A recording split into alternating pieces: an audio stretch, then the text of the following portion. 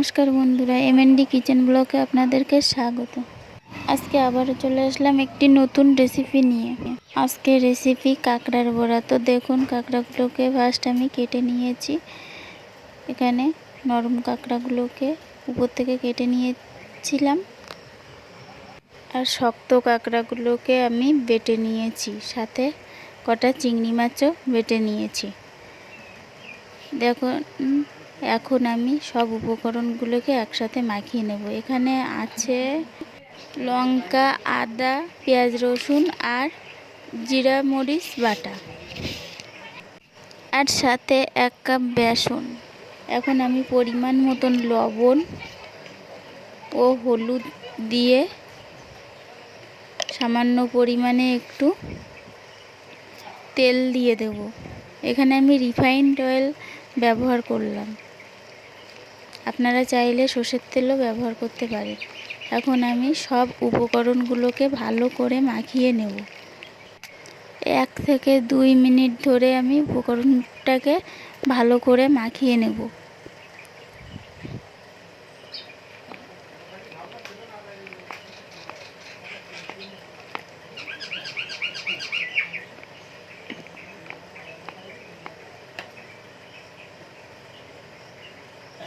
দেখুন, এটা মাখানো হয়ে গেছে।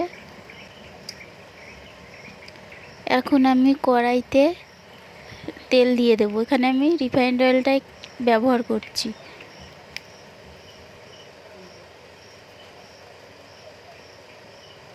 তেলটা গরম হয়ে গেছে, দেখেই বুঝতে পারছেন।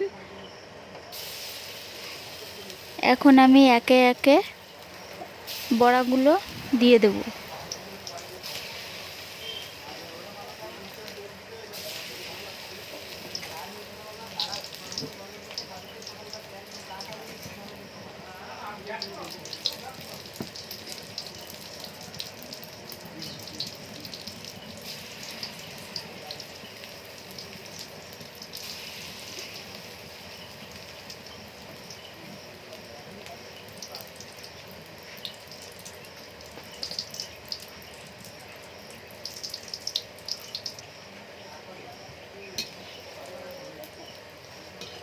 দেখুন, তেলটা একটু বেশি গরম হয়ে গেছে, যার জন্য একটু নিচের দিকে লাল হয়ে গেছে,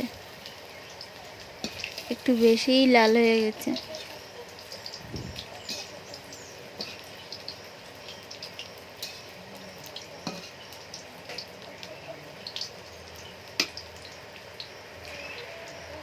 এটাকে হালকা আঁচে ভাজতে হবে, একটু বেশি সময় ধরে, যাতে ভিতরটা সিদ্ধ হয়ে আসে।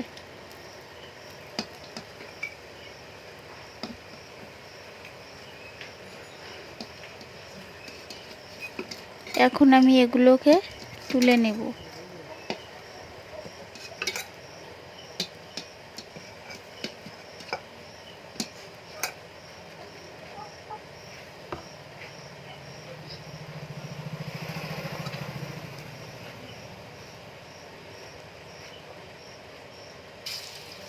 এভাবে আমি আবারও বড়াগুলোরে দিয়ে দেব।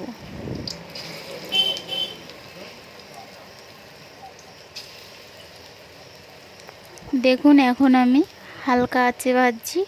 প্রথমে একটু বেশি গরম হয়ে গেছিলো কড়াইটা, তার জন্য একটু পুড়ে গেছিলো।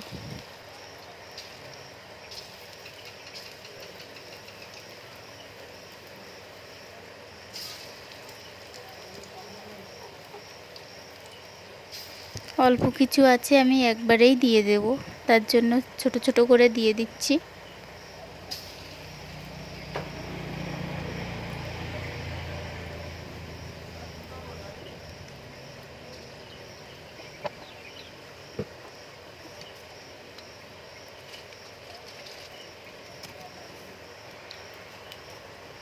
দেখুন, এক পিঠ লাল হয়ে গেছে। এখন আমি উল্টিয়ে দেব।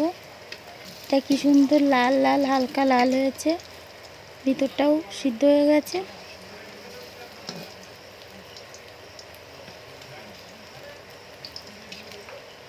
দুই থেকে 3 মিনিট এভাবে আস্তে আস্তে ভেজে নিতে হবে।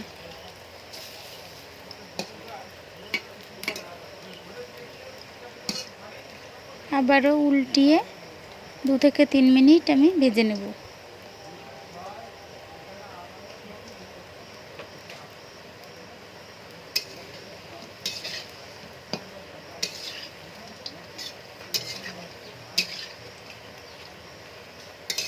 বড়াগুলো একটু ফুলে গেছে, দেখেছেন?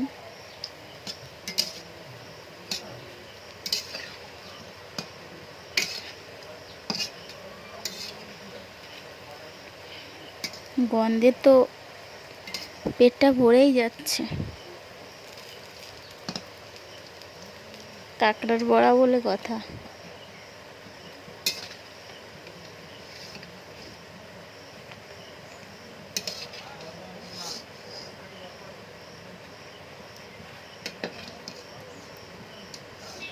এখন আমি এগুলোকে সবগুলোকে তুলে নিলাম।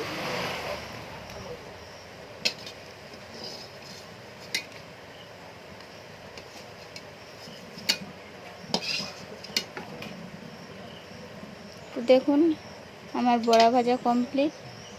তো বন্ধুরা, ভিডিওটা ভালো লাগলে অবশ্যই একটা লাইক করে দেবেন,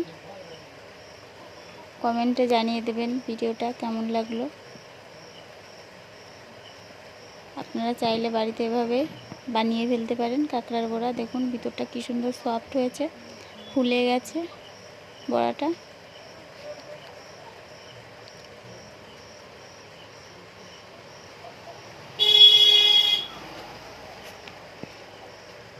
খেতেও সুস্বাদু হয়েছে খুব।